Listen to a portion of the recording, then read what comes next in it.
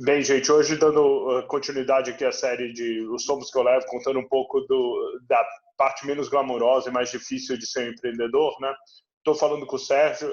Sérgio é um amigo de bastante tempo, uma das empresas que está há bastante tempo no nosso portfólio e que cresceu bastante nessa jornada, com Acreditas. Antes, a gente investiu numa empresa chamada Bem Fácil.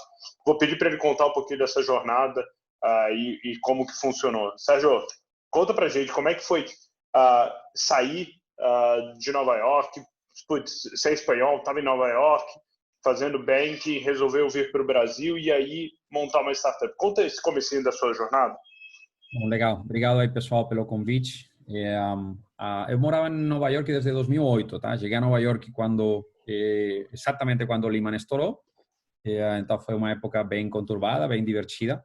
Mas o que aconteceu nessa época, 2008, 2012, foi que a indústria bancária estava tentando se reinventar, estava tentando se adequar aos novos tempos e eu liderei um processo de transformação tecnológica de um banco lá e vi que era um desastre, né? Você iniciava o projeto em 2008 e a entrega do projeto era 2012. 2008, 2012, o mundo mudou. Em 2008 quase que nem tinha iPhone, não? Acabava de ser lançado, não? E em 2012 a gente entregava a tecnologia não resolvia o problema do mundo de 2012. Né? Aí, em 2011, eu tinha já ficado incomodado com isso e falei, cara, quero virar empreendedor. Tinha um amigo que tinha empreendido e sentei com ele, rabiscamos um plano de negócio e comecei a ver como o que fazer, não? A ideia original era Nova York mesmo, mas aí eu comecei a namorar a minha esposa exactamente naquele mesmo período, em 2011. E ela é brasileira, não? Me explicou que o juro no Brasil estava alto e falei, cara, que legal, certeza que tem algo para fazer quando tem um mercado de spread alto, de juro alto. Não? Virei especialista em interpretação dos relatórios do Banco Central, eu meio maluco aí na distância, virando experto, não virando especialista no mercado brasileiro, e aí decidi, sim, ter pisado o Brasil e empreender no Brasil. A Silvia pensava que eu tinha viajado, não? E a minha primeira viagem foi em dezembro de 2011. Bati um papo com 3, 4 executivos apresentando a tese, não, de mercado brasileiro é ineficiente, não? E então aí, muita dificuldade, não, de que o cara me falando, não, mercado brasileiro são os melhores bancos do mundo, extremamente eficientes, e aí era aquela formulação do que acabou sendo, não, a essência de Creditas e de Banfácil na época como empresa, não? Que mais ou menos era o seguinte, não era, olha, o mercado brasileiro ele não é eficiente, mas não é eficiente porque o banco ele não sabe como operar, sino é ineficiente porque o banco tem muitas mais agências das que poderia ter, dado o volume de crédito que existe no mercado, e se pode resolver ou reduzindo agências ou aumentando o crédito, não? E com isso é meio que criar eficiência. E a segunda hipótese, a segunda anomalia que a gente viu era a história de ter muito pouco mortgage, não? Ter um crédito imobiliário muito baixo e também ter uma baixa alavancagem da frota de veículos, não? Então aí a gente, com muito pouco dinheiro, não? Na época eu peguei o último bônus que tinham sido, sei lá, $150.000 ou alguma coisa do estilo, com câmbio de 1,70, tá? Que foi quando eu fiz o câmbio. Então não era... Não era câmbio de 6, né? Não era câmbio de 6, era câmbio de 1,70. Afinal, isso dava R$250.000. Eu quebrei isso em 12 pedacinhos e falei, vou pagar salários de R$20.000 por mês, não? A um time de 4 ou 5 pessoas, não? No começo não tinha nem conta no banco, logicamente. Não tinha... Eu ia... lembro que eu ia no caixa eletrônico, eu botava o meu cartão americano, então eu retirava cada dia, sei lá, R$2.000, não? Que era o limite máximo que tinha e tal. E ia juntando dinheiro e pagava o pessoal cada mês, não? Com dinheiro físico, não? O pessoal alucinava com essa história, tá? Mas é tipo muito gostoso, não? Porque meio que você não tem nada, nunca tem feito, first time entrepreneur, não tem noção do que está fazendo. Eu falei com muito empreendedor para aprender, mas lógico, você nunca aprende até que você não faz, não? Então esse negócio de comprar o papel do banheiro, de fazer o café, de tirar o dinheiro do caixa eletrônico para pagar os funcionários, você só aprende realmente na raça quando faz. Ninguém te pode explicar, não? A sensação e o estresse que isso causa, não? Então aí o primeiro modelo de banco fácil, não? Esse para mim é um ponto importante, que pouca gente fala, né? Muita gente gosta de, putz, cagar um monte de regra, putz, startup não deve demitir, startup isso, startup aquilo, mas não entende um pouco dessa pressão, desse estresse. Conta um pouquinho para mim de o que te estressava, né? Beleza, além dos $150 mil, por que é tão estressante essa parte? Não, é de todo, não? Porque eu acho que, especialmente nós, não, que tivemos a sorte, não, de ter uma boa vida profissional, não? Que você sempre foi bem avaliado por todo mundo, sempre era aquele A-team player, aquele rockstar, não? Que você ia de terno legal, os seus amigos olhavam para você, cara, isto é a cara do triunfador, não? Sabe essas coisas que não querem dizer nada, porque você está trabalhando para outro, essa é a verdade, você é uma pecinha dentro de uma organização grande, não? Quando você fala tchau, tchau, não? A essa organização grande, a esse estilo de vida, a esse tipo de coisa, fala com a sua família, que te pagaram uma educação, não? E você vai a uma garagem mesmo, não? Um escritório de 4 metros quadrados, não? E vou ter 5 pessoas em 4 metros quadrados. Ainda hoje, tipo, vemos as fotos de bizarro. A gente tinha lá 4 pessoas e eu no chão, não? E você vai e trabalha, não? E volta para casa, entra a dormir e fala, que porra estou fazendo, não? E você sente na pele, não, o medo ao fracasso. Tipo, no meu caso, acho que muito de insegurança, não? O ser humano, em natureza, tem uma tendência a ser inseguro, não? Mais ainda em coisas desconhecidas, não? Ser contar entrepreneur é outra coisa, não? Acho que você já viveu, você já fez, você já desfez, não? Mas cortar a sua carreira profissional quando você está num momento crítico, no momento mais importante da sua vida, que você tem 34 anos, não? Que era quando eu comecei a empreender, não? É um pouco velho, não? 34, mas é o momento onde você começa a ganhar um certo dinheiro, não? Você renuncia a isso e abre uma garagem, dá muito vértigo, não? Porque você se pergunta a você mesmo, será que preciso de fazer isto, não? E você sempre pensa, não? É um corte na carreira, não? Será que poderei voltar depois, não? E depois você começa meio que então isso por um lado, não? É o passado, não? É afrontar os medos, não? E depois por outro você começa a falar com o pessoal. Eu sou uma pessoa que falo muito sobre os meus pensamentos. Eu explico tudo o que vou fazer, as minhas teses, porque eu gosto que o pessoal me critique, não? E me fale o que eles gostam e o que eles não gostam, não? Claro, aí o pessoal você vê, não? Que no começo ele dá um pouco de risadinha, não? E é normal, é ser humano, não? 99% de chances você vai quebrar, não? 99%. Então, normal é que o pessoal dê risadinha, não? Então você fica com um pouquinho de raiva, não? E quando você dorme à noite e você vê que o produto não sai, ou vê que é o pior ainda, não? Mês 1, a gente conseguiu em 30 dias entregar o primeiro release, em 60 o segundo release, em 90 o terceiro release. Foi muito gostoso, não? Porque você entregava muito rápido, não? Mas você vê que você entrega, mas e aí que acontece? Aí não vem o tráfego. Montei o produto e o tráfego não vem, não? E aí, SEO, você tem que arrumar o SEO. Aí você arruma o SEO, de repente começa a vir tráfego. 100 pessoas em um dia. Onde eu vou com isso, não? O Excel, ele falava que tinha que ser, por este momento, tinha que ser 10 vezes mais. Aí você vai apanhando, não? Passaram 9 meses. Estávamos em dezembro.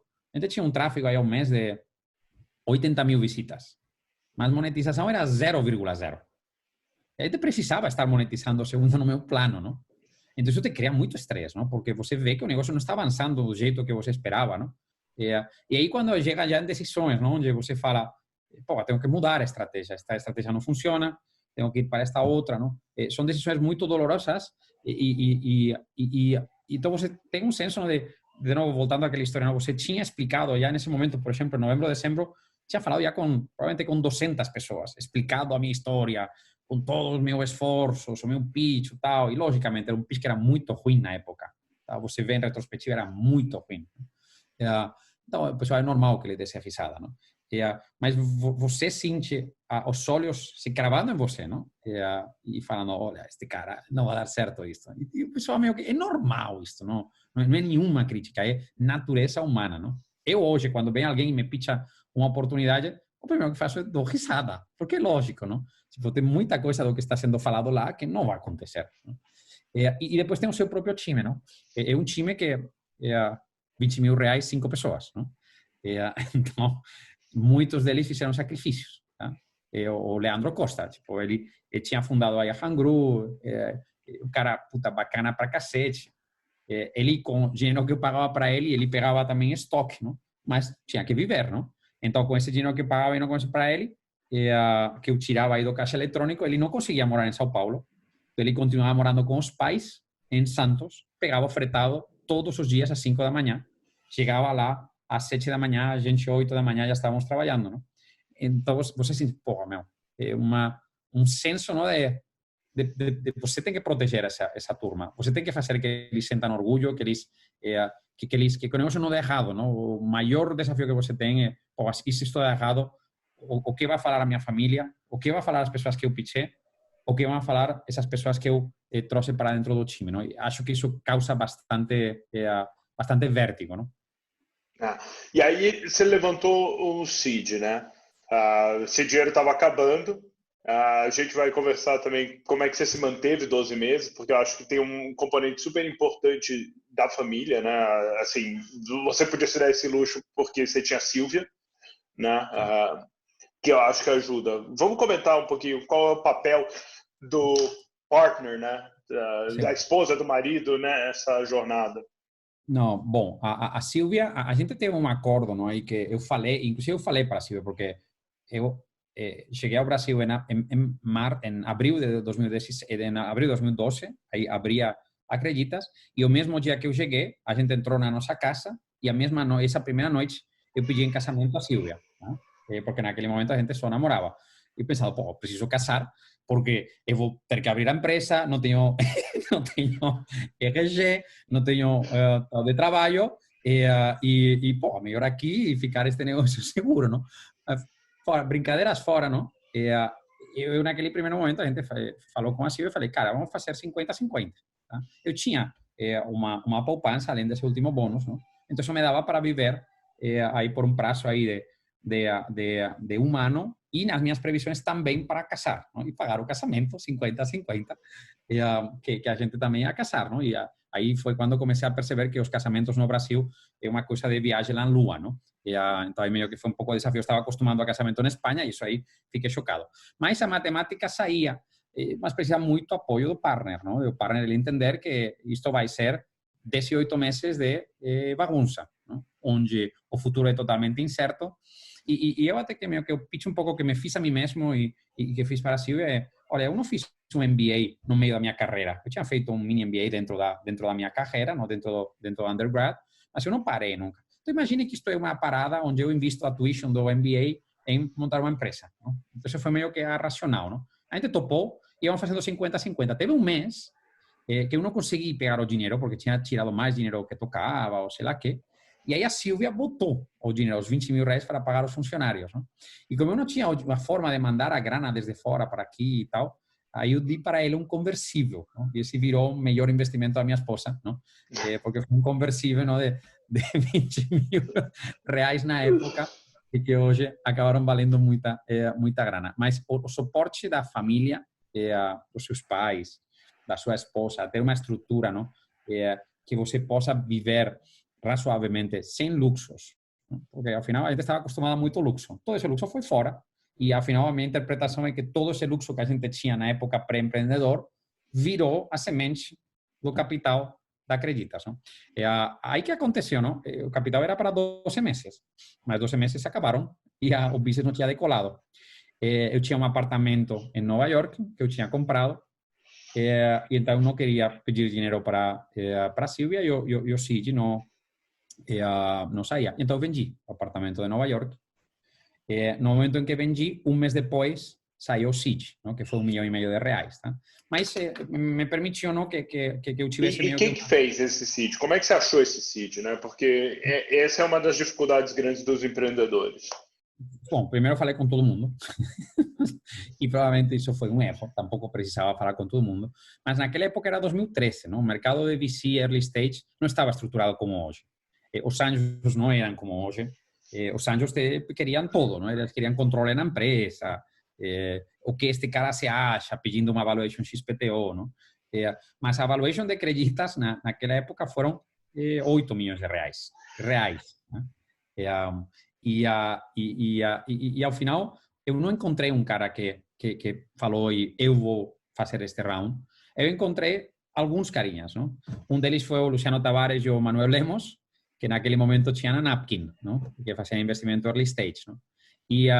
E aí a gente foi defendendo o modelo de marketplace, que foi o modelo original, que tinha muito conteúdo editorial, muito SEO, e muita tese do Napkin estava nisso, naquela época. Então a gente foi, falou, conversou, jantamos, bebimos e tal, e ao final os caras falaram, cara, a gente acompanha nesta história, não? Mas ninguém precificava, não? Aí outro foi a turma ex-turma de Berkana, não? Que era o Dudinha, não? Naquela época juntou uma turma por aí, dentro dos quais tinha alguns clássicos agora, não? Que o Marcelo Maciero, que montou a Cerki, por exemplo, estava lá, o Dudinha acabou montando Parafuso e depois a Yuka, não? Então, esses caras, não? Aí meio que o Marcelo Maciero ajudou para caramba naquela época, porque ele tinha vindo do Itaú, depois a B3, me ajudou muito em entender o mercado, o Luciano Manuel com via da Napkin, e aí já depois teve aí uma dessas coisas bizarras, o Eloy, que era um ex-BCG, que tinha montado a Zarpo, não? Que era de viagens, não? Ele tinha tido um investimento de um fundo, um micro VC da República Checa, né? E era o único investimento que tinha feito. Conhecia o Eloy, falei, Eloy, estou aqui buscando grana. Te apresento a estes caras, o Jacob. Tá? Então, conhecia o Jacob, tarará, e afinal ele acabou colocando também lá dentro. Então, acabou sendo um round aí de R$1,5 milhão de reais, que a gente aproveitou, na verdade, também para comprar uma empresa, não? Que era a Grana Aqui. A Grana Aqui era um gerador de leads, não? Que ao final foi a semente da Acreditas, não? Porque a Grana Aqui o que fazia era pegar o produto de home equity e gerava leads para a Brazilian Mortgages, que depois virou o Banco Pan. Não? Então a gente viu isso e falei, cara, vamos fazer um GNC para quá, senão não saía o round, porque a gente não tinha atração suficiente no Banco Fácil. Sin embargo, a Grana Aqui já tinha um certo histórico, juntamos as duas coisas e compramos a Grana Aqui e aí tocamos a partir desse momento com um time de 15 pessoas. Pegamos esse R$1,5 milhão de reais, não? E aí a gente falou, cara, a gente já aprendeu isto como funciona. Tem 12 meses para executar R$1,5 milhão de reais dividido papapá. Vamos a manter um time de 15 pessoas. Executamos super bem em 2014. E aí a gente viu uma reta, não? De crescimento, que ia muito bem, não?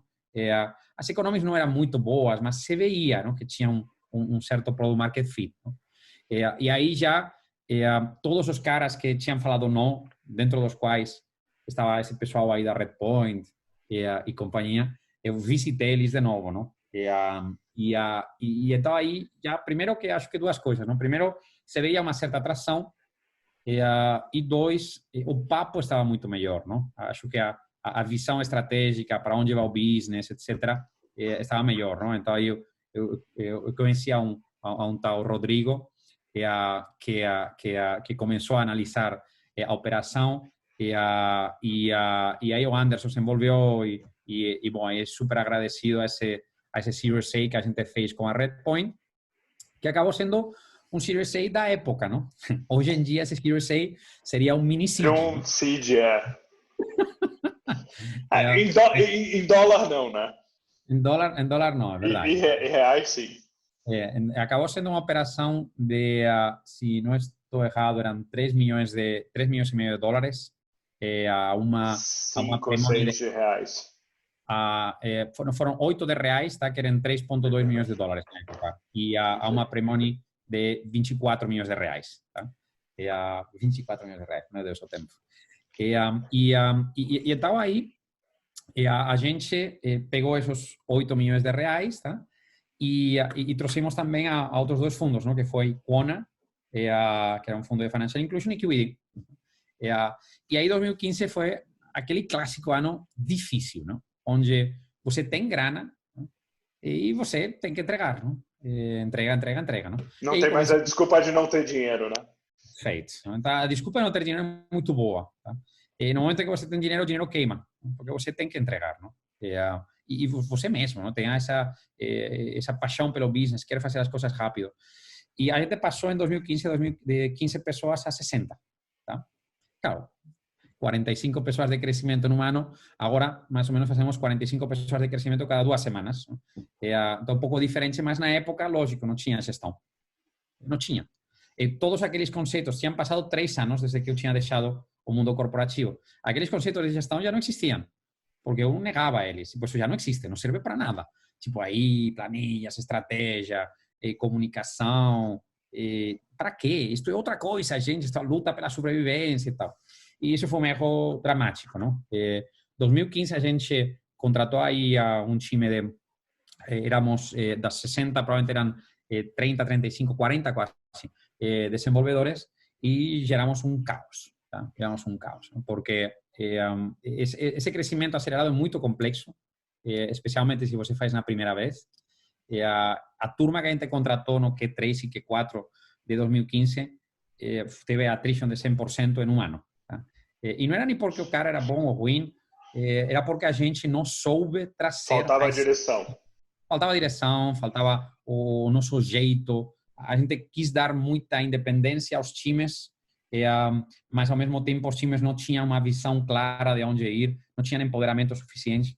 E a gente precisava correr muito rápido, ¿no? Porque 8 milhões de reais, parece que não se gastam rápido, ¿no? E na verdade é que se gastam tão rápido que aí no primeiro trimestre de 2016, a gente viu que o resultado, lógico, tinha ido bem, não? Tinha dobrado, 2015 versus 2014. Mas a nossa expectativa era muito mais, não?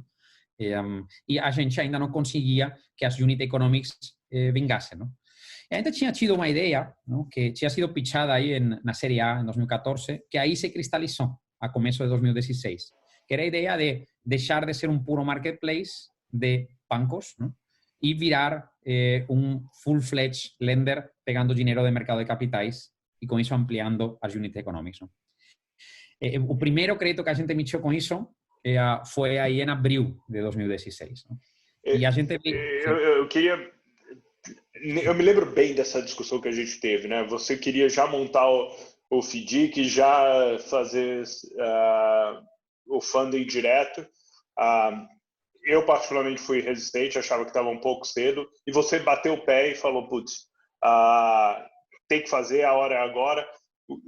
Como que foi isso para você? Putz, porque isso é uma das coisas que a gente vê alguns empreendedores. No Brasil, a gente tem 2 extremos, né? O cara que absolutamente não ouve, e o cara que ouve tudo que o investidor fala e absorve como se fosse uma regra. Você foi no meio do caminho, você ouviu o feedback e mesmo assim tomou uma decisão diferente. Como é que foi esse processo interno de gestão? Bom, empreendedor é empreendedor, não? E cada um tem a sua própria personalidade. Um empreendedor é uma pessoa e como pessoa você tem a sua própria personalidade. No geral, empreendedor tem uma personalidade alfa, no geral. Tá? No geral. O cara que ele quer fazer as coisas de um jeito e o jeito dele. Tá? Por isso ele empreendeu. Porque ele não queria estar trabalhando para outro, ele queria fazer as coisas do jeito dele. Não? Mas tem outro tipo de empreendedores que são muito diferentes. Não? No meu caso, eu gosto de fazer as coisas do meu jeito. E eu reconheço os meus problemas e acho que os meus times, eles reconhecem que isso é assim. Mas eu escuto, não sou burro. Eu tenho que entender o que todo mundo fala, não? E aí o que eu acho, não é que se você vai tomar uma via como empreendedor e você quer tomar uma decisão e bater pé e falar vou fazer isto, you better be ready. Não é só vou fazer isto porque eu quero fazer, não é um mimimi, não? Eu faço isto por isto, isto e isto. Porque eu analisei, eu falei com todo mundo, eu fiz benchmark, eu falei com os investidores, eu analisei a unit economics, eu já fiz esse tipo de coisas na minha vida anterior, tenho expertise para fazer isso, o momento é agora. Então tem um mundo de coisas que tem que estar claras, não? Para que esse board, não, que você tem na frente. Eu acho que os boards, especialmente de early stage, são consultivos, não são para toma de decisões, sinceramente, não? Porque não dá para falar ao empreendedor não faça isto. Tá? Se o empreendedor ele quer fazer, ele vai fazer. E o VC, de um jeito ou de outro. Com todos os respeitos, Rodrigo, os VCs, vocês são um amor, mas vocês não vão conseguir tocar esse business e o founder fala tchau, tchau, aqui tem com esta porcaria. Tá? Então, é por isso a vida de VC... E nem queremos, né? Não é esse o nosso business. Isso. Então, por isso a vida de VC é difícil, não? Porque ele tem que olhar muito para essa pessoa e projetar essa pessoa daqui a 3, 4, 5, 10 anos. Não? A gente se conhece faz 5, 6, não? Até mais, não? Mas que investiram faz 6 anos agora, 5 anos. Cara, você tinha que naquele momento projetar e falar o que este cara quer fazer ele vai conseguir evoluir, vai ser um cara razoável, mas ao mesmo tempo com pegada, não? O empreendedor, ele tem que ser um pouco de ter essa pegada forte, não? Senão as coisas não saem fáceis, não? E aí eu acho que a nossa...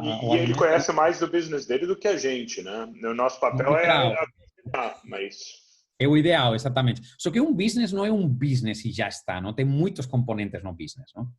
Um business como Acredita é extremamente complexo. Tem muitos componentes diferentes. Tem tecnologia, tem comercial, tem marketing, tem funding, tem preços, tem clientes, segmentos, produção, operações, tem muita coisa. É impossível que o founder saiba sobre tudo, não? Então, por exemplo, uma coisa que eu me alavanquei muito nos meus VCs aí no começo foi tecnologia. O Manuel era aquele CTO que você queria ter, não? Era o cara que ele tinha visão estratégica a longo prazo, sabe do detalhe, mas também projeta, não? Então, usei muito o Manuel Lemos aí nessa época, não?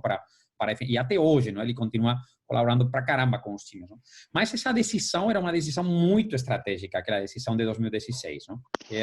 E para mim era, olha, eu posso ir para uma tendência de marketplace com serviços financeiros, onde você não tem quase nenhum lugar do mundo onde se criou uma empresa relevante com um modelo de marketplace. Ou eu posso ir e atacar o modelo bancário puro com uma iteração desse modelo bancário e aí meu revenue pool se multiplica vezes 1000. Se eu faço isso, eu posso errar muito, porque tem muita margem, tem muito recorrido, não?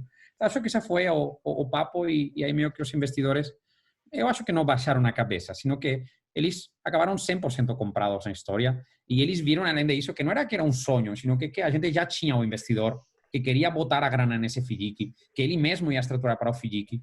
E então era um ganha-ganha, não? E de fato, inclusive, a gente transicionou. Começamos sem júnior, aí passamos a pegar os 50% da cota júnior e acabamos com 100% da cota júnior. Então, essas transições são boas, não? E aí, com esse processo, aí a gente trouxe também aí a Cassec, não? Que acabou juntando-se a essa série A com uma extensão dessa série A em 2016. Não? E também foram essenciais, não? Nessa onda de crescimento, não? E aí, nesse momento, meados de 2016, que eu acho que foi o ponto de inflexão de Creditas, não? De Banfácil, que 6 meses depois viraria Creditas, não? Esse ponto de inflexão foi super relevante porque, a gente reinventou o modelo de negócio, mudaram totalmente as unit economics, mudou os requerimentos de capital, mudou a capacidade de crescimento futuro e aportação de valor, e por último, eu definitivamente que mudei a sensação de que eu podia fazer tudo. Porque até aquele momento era um pouco de one-man show, e depois turma de desenvolvedores, e por aqui e tal, eu fazia de tudo, não? Era o CFO, o head de investimento, o cara de marketing e produto. Eu me lembro bem dessa época. Tudo e mais, não? Tudo e mais. Então aí aí eu realmente percebi, aí acho que os VCs me ajudaram pra cacete no início, não? Que eu precisava de me estruturar bem, não? Aí trouxe a Anne Williams, que tinha estado como venture partner aí na Redpoint, que até hoje é o meu número 2 e uma peça essencial na organização. Creditas não seria hoje Creditas sem a Anne. Ela foi totalmente crítica, não? Nesse processo de criação de uma cultura e de um jeito de pensar, não? Não só é saber resolver o problema, sino é criar um jeito de ser, criar uma cultura, e a cultura de Creditas é um reflexo de eu como pessoa. Lógico, você como founder impacta muito nessa cultura, não? Esse ser totalmente honesto, brutalmente honesto, não? Querer aprender, se mexer rápido, quebrar coisas, é muito o que a gente é hoje. Mas você precisa de alguém para que te ajude e que isso se articule da forma certa. E a Anne conseguiu isso, não? O Rómulo, que era o diretor de crédito, chegou nessa época também. Duas pessoas super relevantes até hoje, não? E aí já começou a época, entre aspas, feliz, não?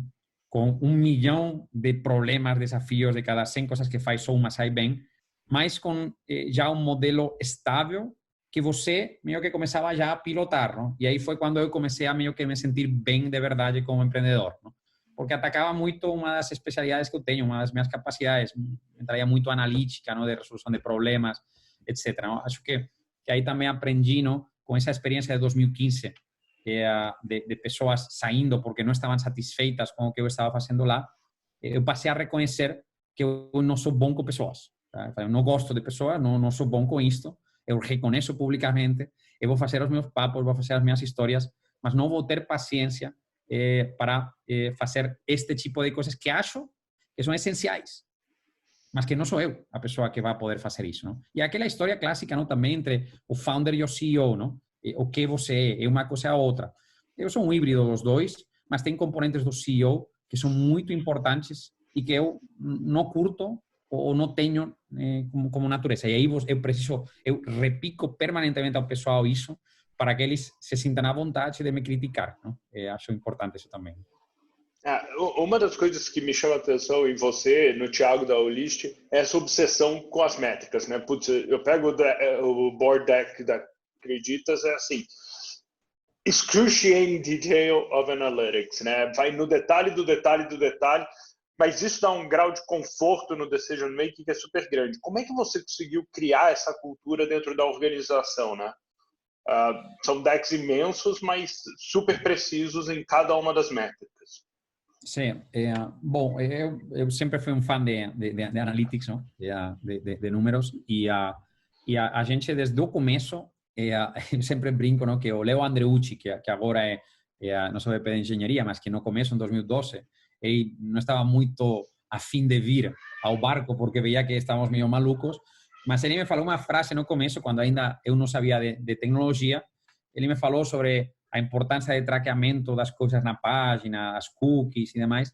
Então, a gente o que criou, antes de criar Acreditas, criamos uma camada de analytics e acima criamos Acreditas, não? Esse é o jeito que a gente pensa, não? Analytics está em tudo o que a gente faz, é o norte, não? E é o fundamento. E então isso se reflete, não, em uma cultura que surgiu de mim diretamente e que eu levei para toda a organização. É o founder quem traz isso. E isso se tangibilizou na criação de uma área, que é a área de analytics, não? Que foi crescendo diretamente reportando para mim. Eu tinha, no começo, 2 analistas, 4, 6, 8, 10, 20. Hoje temos 35 pessoas só fazendo analytics, não? E que elas são um pouco que personificam o cérebro, não? Então o pessoal, ele percebeu que eu tinha um pouco de paixão sobre isso, não? E que eu, em toda reunião, eu sempre falava, cadê o cara de analytics, tá? E aí, em cada reunião, falava, mas você já viu o que o cara analytics estava te falando? Então, eu forcei a que a própria organização, antes de falar comigo, eles olhassem o extremo da analítico máximo, não? Os 24 quebras. Em cada reunião, o pessoal se desespera comigo, não? Porque eles se preparam para cacete, ele me vai perguntar isso, depois isto outro. Chega na reunião e faz outras 4 perguntas que ainda não estavam lá, não? Então, é desespero, não? E aí tem sempre que, a gente defende muito, não, que analytics está no coração de tudo o que a gente faz, mas que temos que ir com muito cuidado, não? Porque a gente não pode ficar no análisis parálisis, não? A analytics é super essencial para criar as construções mentais e para que você entenda como funciona o seu business. Eu acho impossível entender o business meu sem eu ter um profundo conhecimento de como funciona a parte analítica, tá? Mas uma vez eu tenho isso fica como um background, não? Aqui atrás do cérebro, alguma parte do cérebro fica. E isso te faz que quando você toma uma decisão impulsiva, não é uma decisão impulsiva, sino uma decisão que tem um contexto analítico muito forte, não? Então, por isso, às vezes, sempre fala, cara, olhamos as analíticas, entendemos como funciona, mas depois entramos na sala, esquece sobre todo e toma a decisão, não? Isso para a gente funciona muito bem e se consegue esse olhar analítico em toda a organização depois de estar 8 anos aí apanhando todo o time, não? E sofrendo com o Sérgio batendo aí em cada número.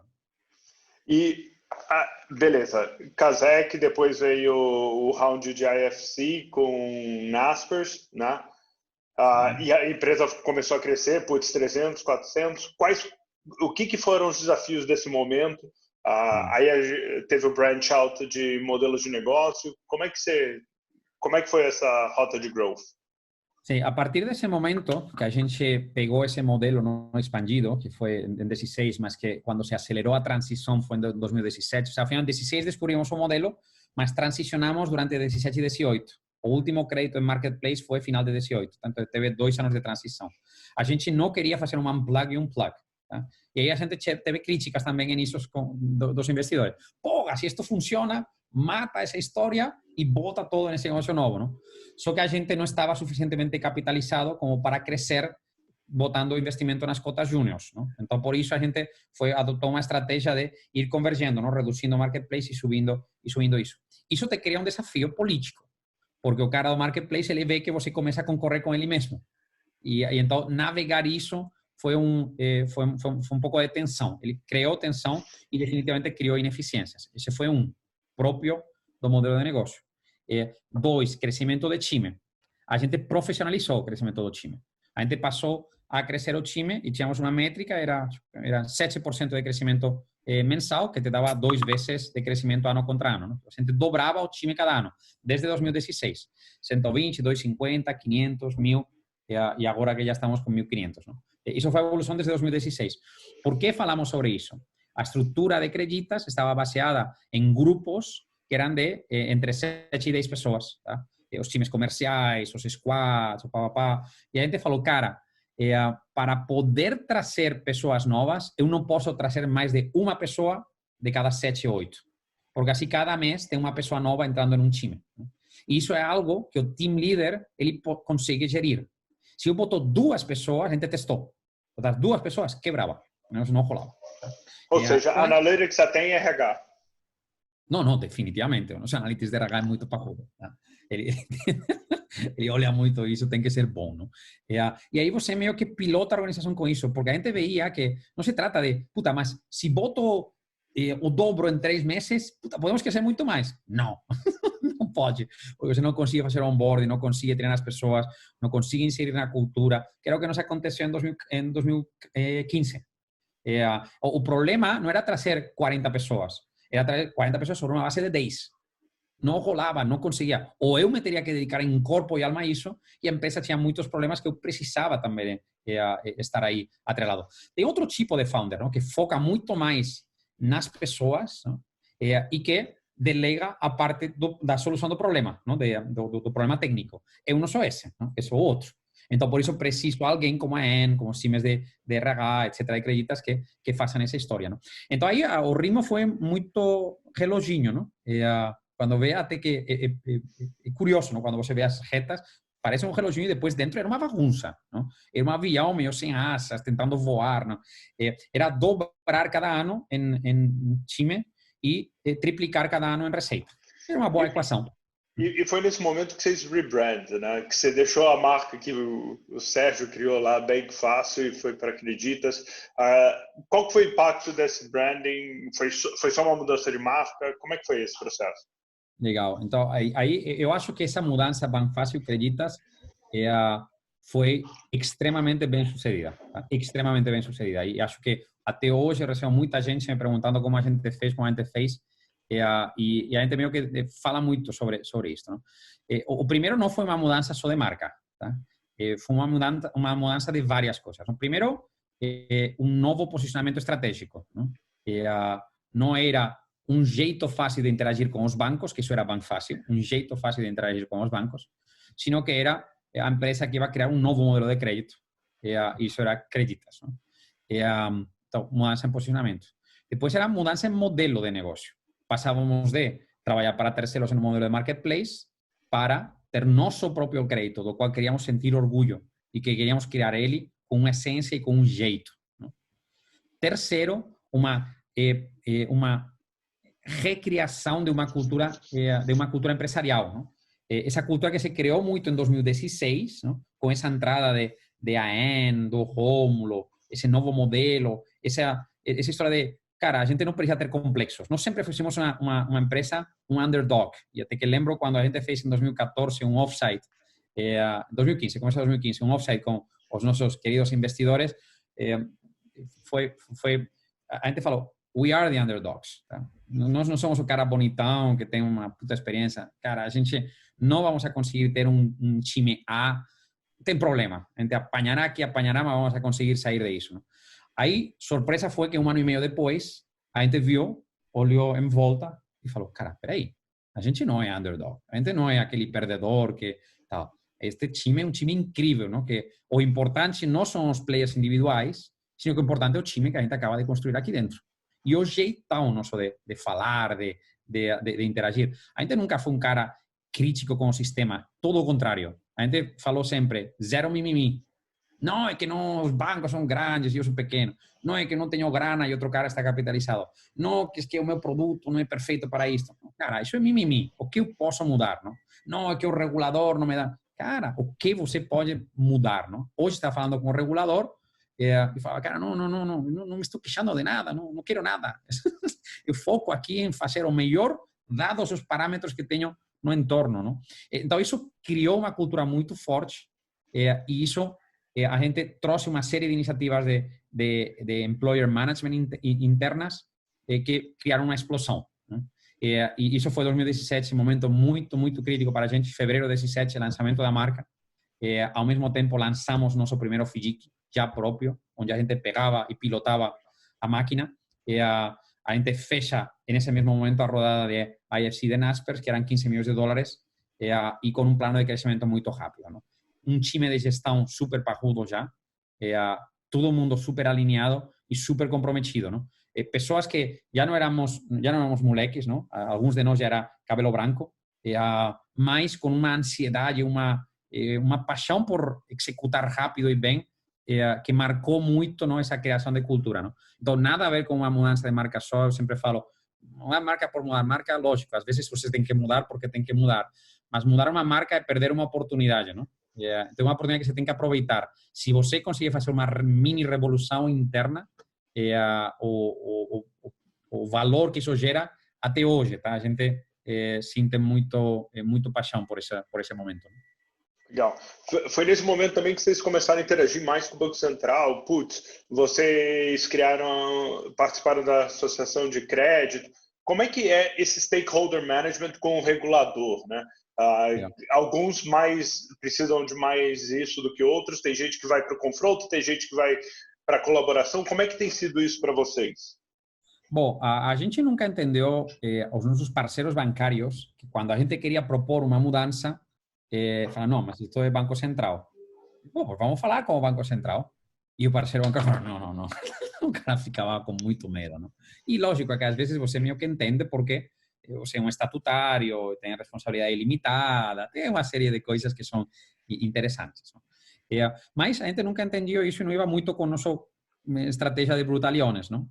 Então aí, o momento de inflexão foi em começo de 2016, a gente começando a pôr em pé essa plataforma de ponta a ponta, a gente recebe no Customer Service uma ligação do Banco Central. Uma menina do Customer Service me vem correndo e fala, está ligando aqui o Banco Central, o Otávio Damaso.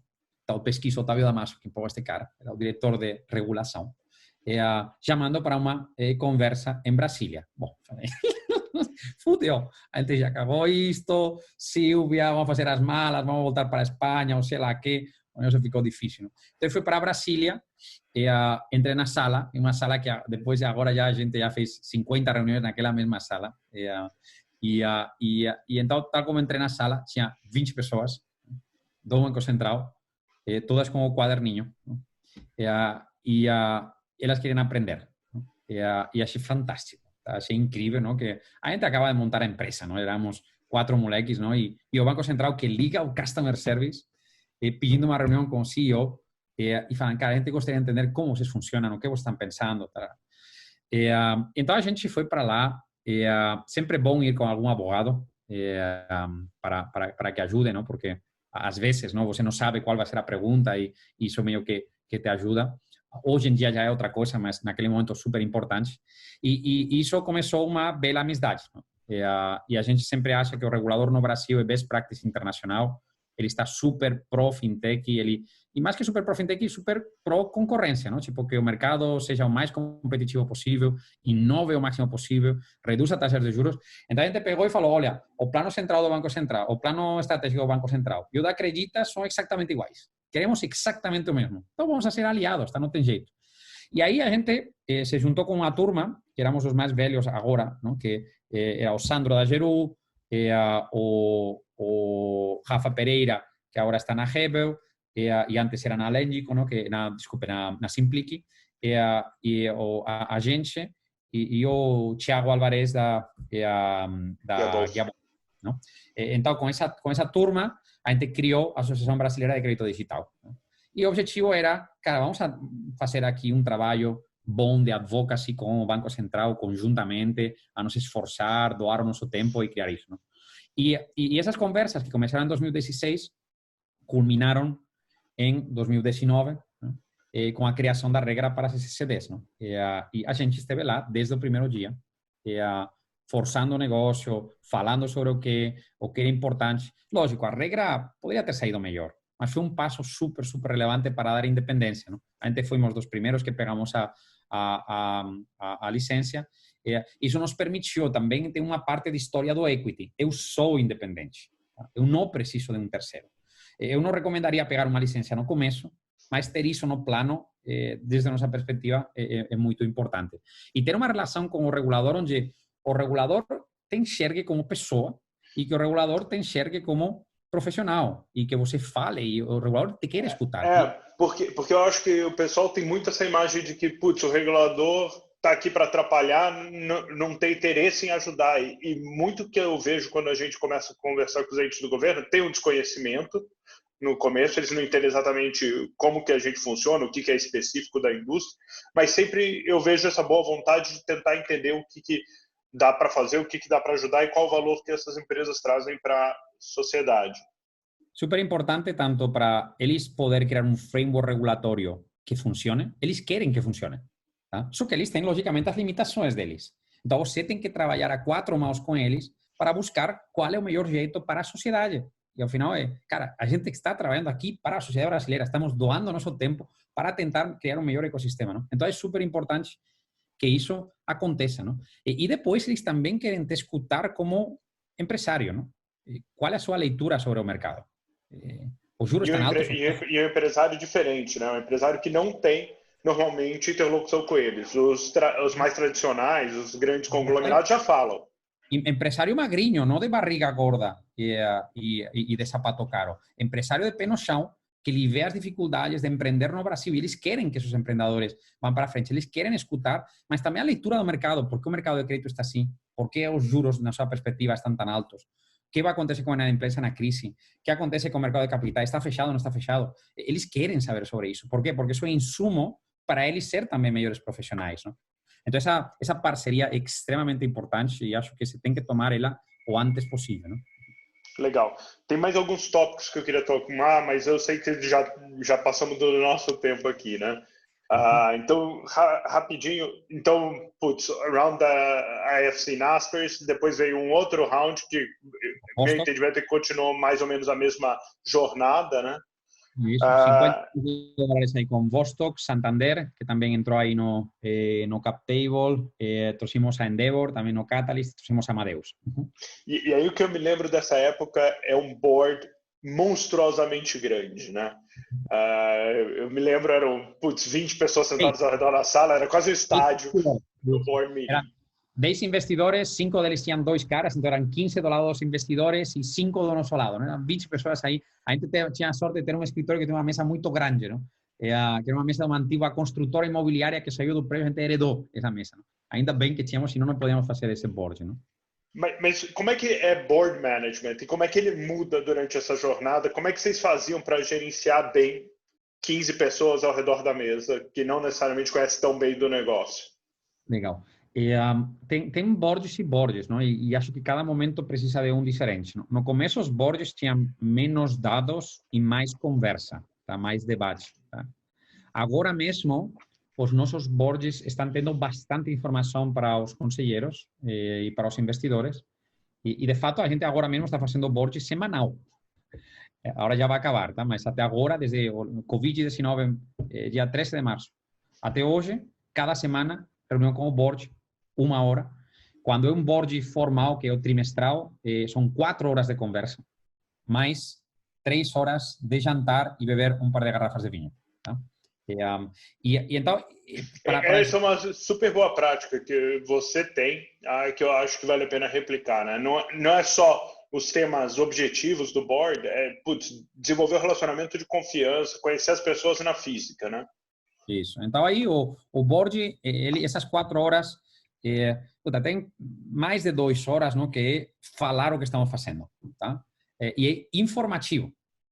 Mas eu acredito muito em um board que tem um componente informativo, porque o board não te consegue ajudar se ele não entende o que você está fazendo. Não consegue. É um cara muito de detalhe, tá? Então, eu preciso que eles entendam um pouco esse detalhe.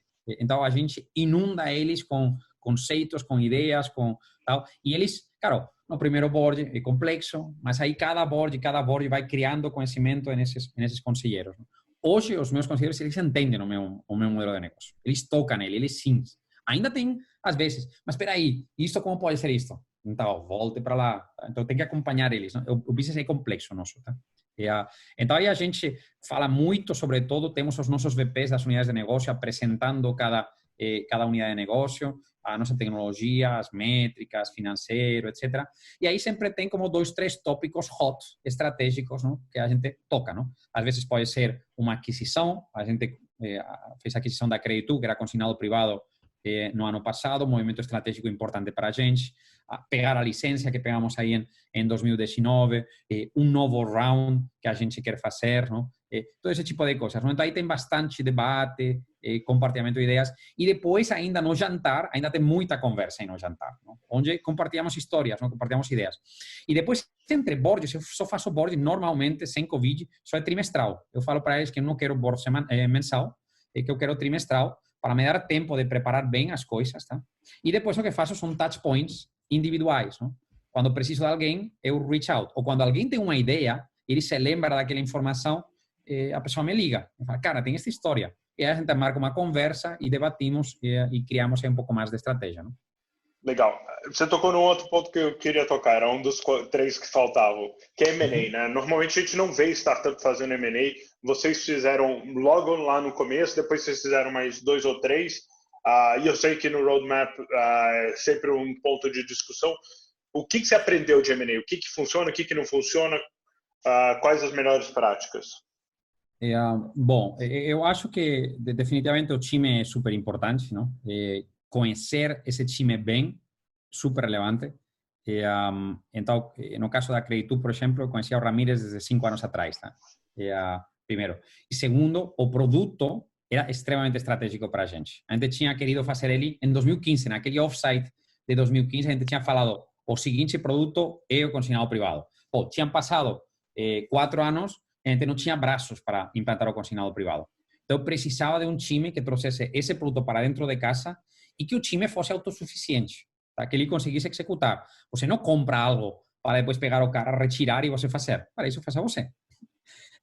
Mas fazer uma aquisição te traz algo que é precioso, não? Que é tempo.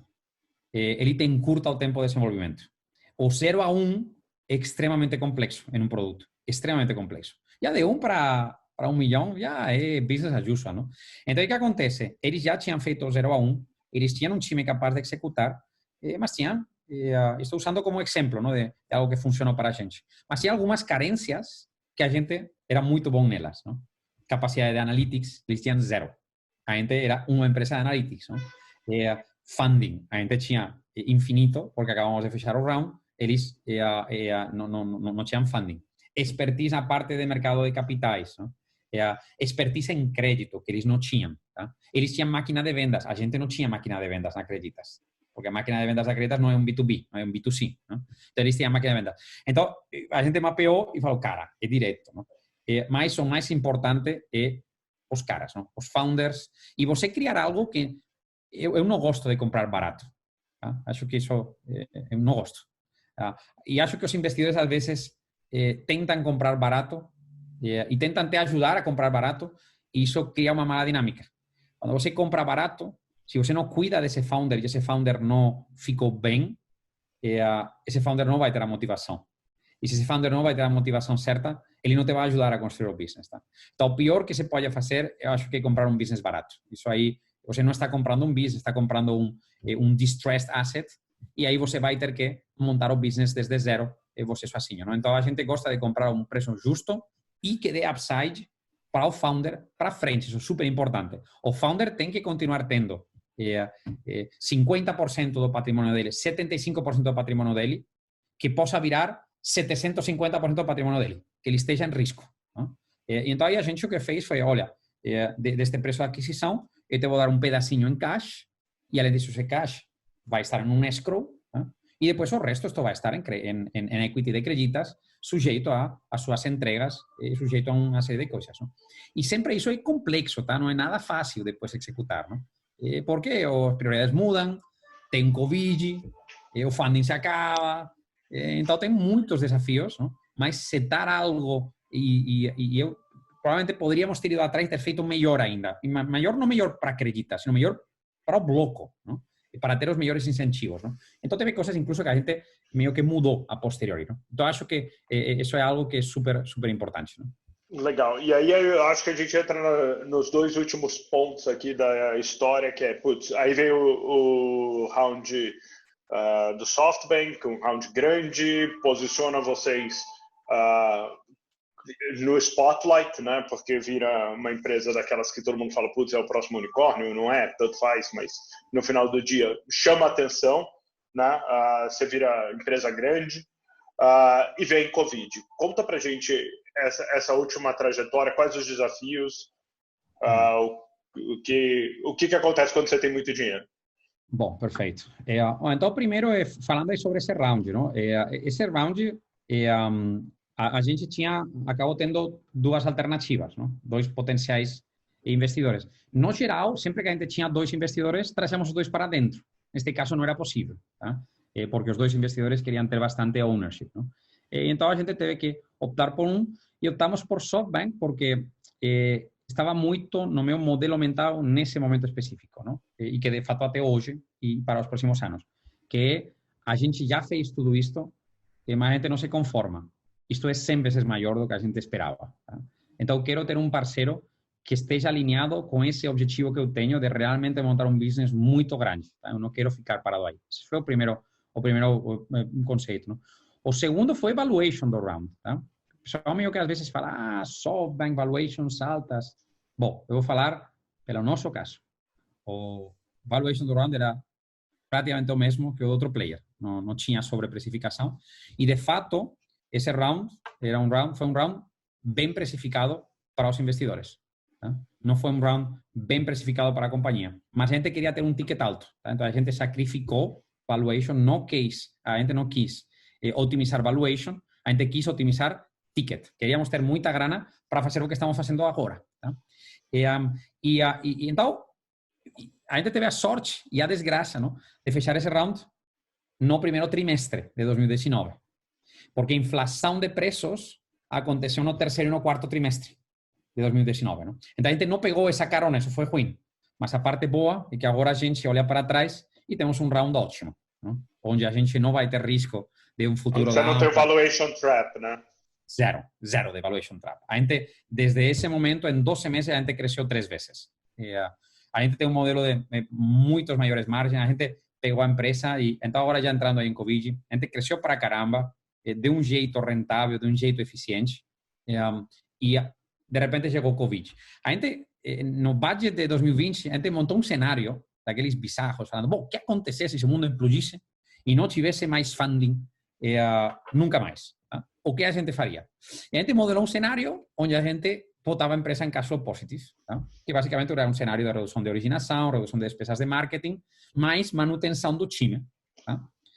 E eu mostrei isso no conselho, o pessoal meio que ria com isso, tá? Mas isso é impossível, que isso nunca vai acontecer. Lógico, a gente não estava pensando em nada do que aconteceu, mas, por outros motivos, aconteceu exatamente isso. Tá?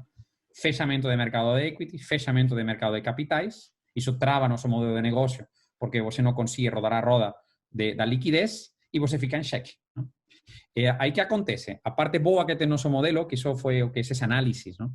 Permitiram mostrar aí para os conselheiros em dezembro do ano passado, e que nesse eventual cenário, só o portfólio de crédito que você tinha já te permitia pagar por a operação inteira. Tá? Então, você o que faz é você usa todo o cash flow que retorna da carteira de crédito para pagar a operação, e aí o que você origina é o aumento de receita. Então, a gente, no dia 12 ou 13 de março, criou um comitê de crise diário e implementou uma série de medidas que em 10 dias estavam implementadas. 10 dias. Tá? E essas medidas passaram por, redução do marketing. Por quê? Porque o pessoal deixou de investir em marketing. Então, você não precisa investir tanto. Você continua recebendo muita demanda sem tanto investimento, não? Então, redução de marketing, corte de um tipo de despesas não de pessoal que eram supérfluas e mantenimento do time. Tá? Então, isso que provocou. Automaticamente, a gente colocou a empresa em cash flow positive, tá? E a gente ainda tinha uma parte substancial da rodada em cash. Adicionalmente, tínhamos investido parte de nossa rodada em créditos puros e esos créditos são muito bons, porque eles são resilientes à crise. Não? E aí, esses créditos continuam trazendo cash flow para a gente, mais cash flow. Não? E, ao mesmo tempo, como o portfólio de crédito se comportou bem, a gente ficou muito perto dos investidores de mercado de capitais e a gente já fez uma securitização na semana passada e outra maior que tínhamos feito em fevereiro se estendeu por março e por abril. Então, a gente não sentiu grande impacto com a crise. A gente continua crescendo até hoje. Tá? No segundo trimestre, a gente vai apresentar aí um crescimento mensal, não? Médio de por volta de um 4, 5% de crescimento mensal. A gente estava acostumado a 8, 10% de crescimento mensal, mas, gente, tipo, estamos no meio da pior crise da humanidade em toda a história, não? E aí agora, não? O que estamos fazendo é plano de ramp-up de volta. Então, no conselho da semana passada, também falando, olha, estes são os números, estas são as métricas, estes são os triggers. Durante o mês de maio vamos estar prontos para reabrir torneiras e continuar a hypergrowth. Não? Mas você saiu de uma rotina de revisar o plano a cada 3 meses no seu board para revisar semanalmente, né? Acho que essa velocidade de reação e acompanhamento das métricas é super importante nesse momento, super, né? E além disso, você passa a trocar de métricas, não? Métricas relacionadas com cash flow viram vitais, não? Quanto dinheiro está entrando e por quê, não? Porque às vezes o pessoal meio que fala, não, cash flow, quanto dinheiro está entrando?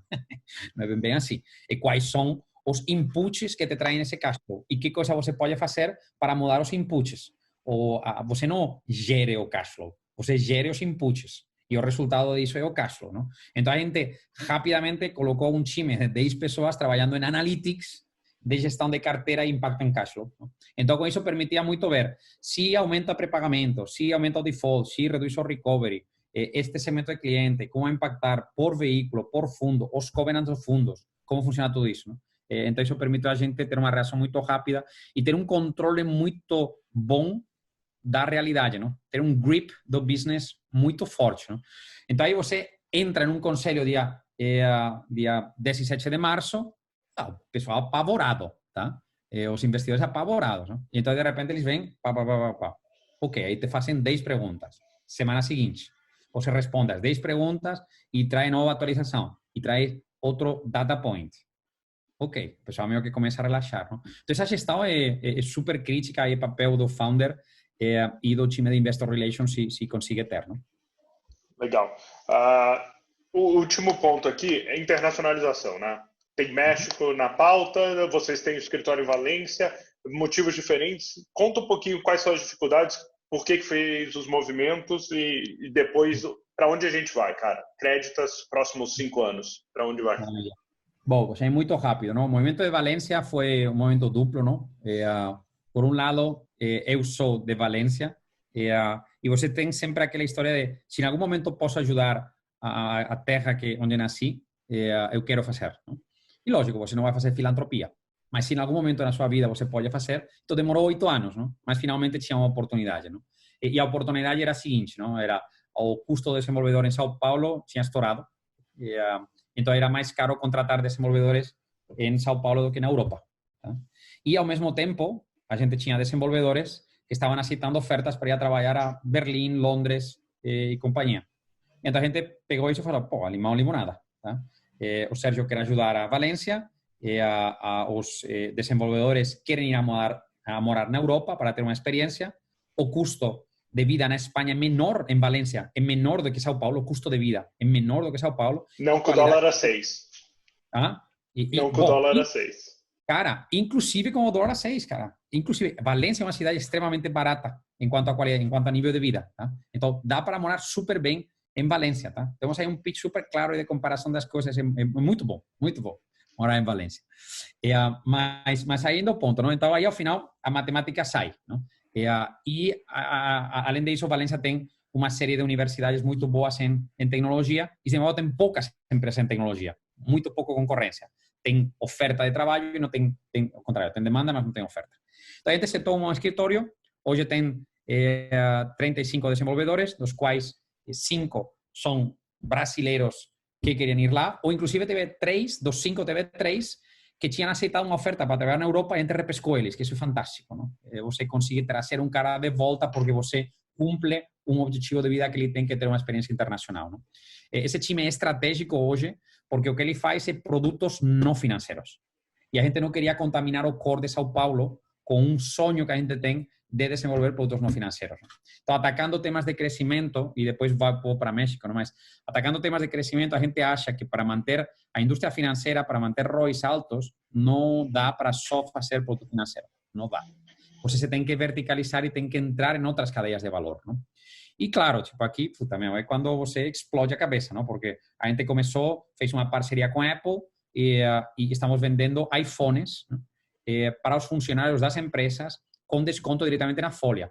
Então, você entra num carrinho, então, compra o iPhone 11 e tal, como vou pagar? E não tem cartão, não tem boleto, tem pagar com o meu salário em 24 vezes sem juros. Então, o cara vai clic, clic, clic, e acabou. Recebe o iPhone na casa dele. 24 meses depois, a gente faz engenharia reversa, pega o iPhone de volta, entrega um iPhone novo e continua o fluxo de desconto. Tá? É um produto incrível. Tá? Mas, pô, a gente apanhou um ano de desenvolvimento, porque tem muita coisinha. E aí, Valência foi estratégico em fazer isso, porque a gente em São Paulo era impossível pegar esse projeto. Aí, Isola Valência faz isso. Ok, venda de carros, Valência desenvolveu. Produto de reformas de tecnologia, Valência desenvolveu. Então, você começa a ter um polo de inovação sem contaminar aonde você está. Isso é estratégia de crescimento super relevante para nós.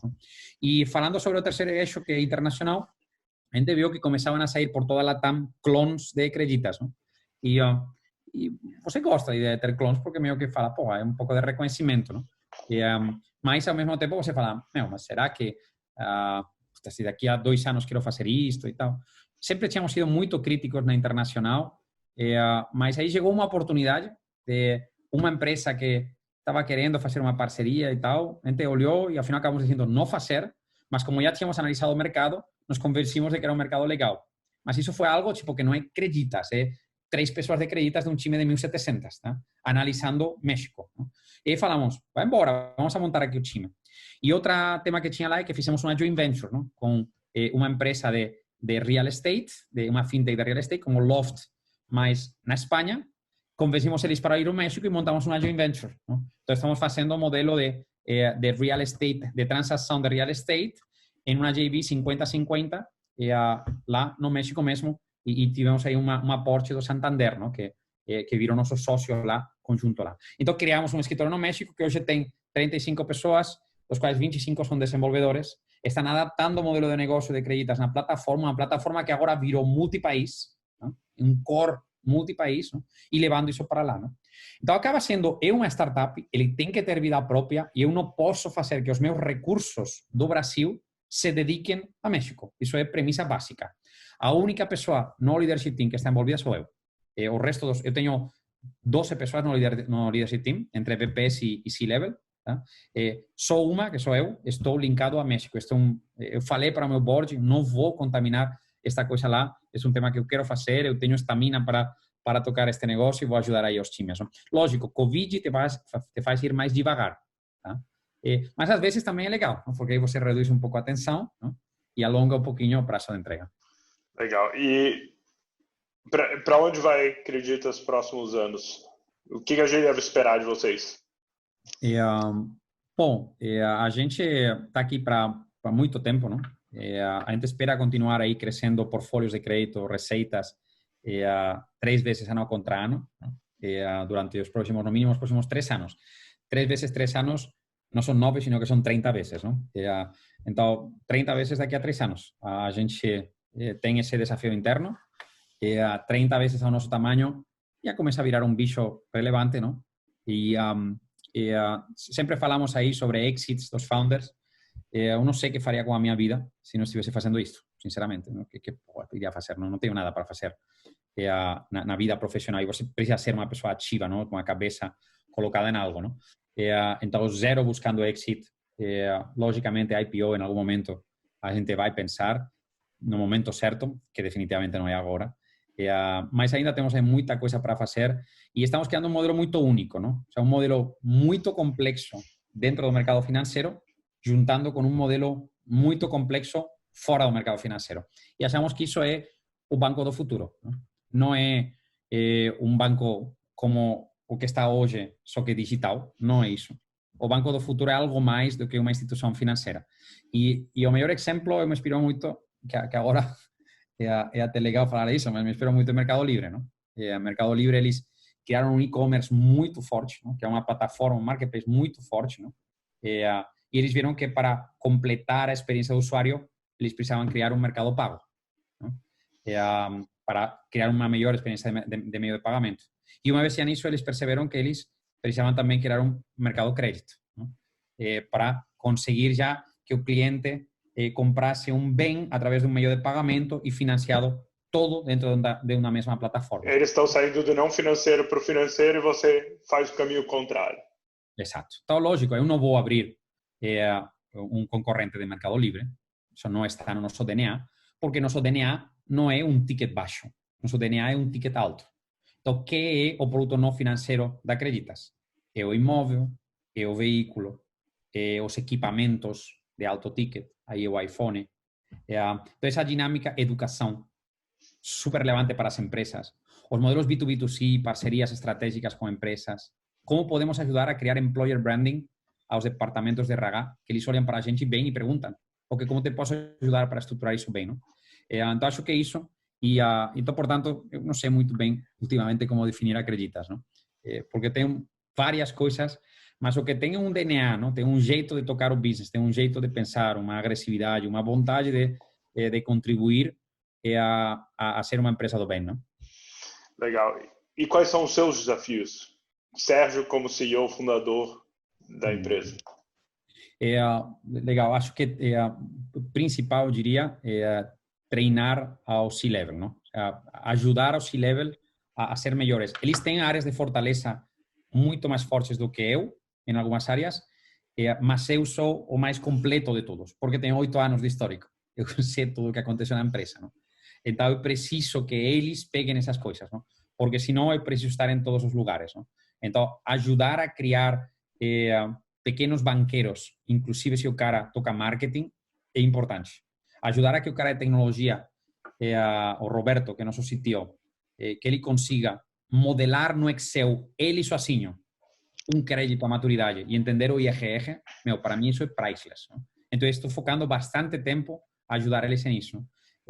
E depois também desafio clássico de pessoas, como eu falava, eu não sou uma pessoa que seja muito de pessoas, mas preciso. Não? E então, aí a gente aumentou a frequência da comunicação interna, montamos town hall semanal agora, a gente nunca tinha feito, sempre tinha sido mensal. Está sendo gostoso, acho que o pessoal está curtindo bastante.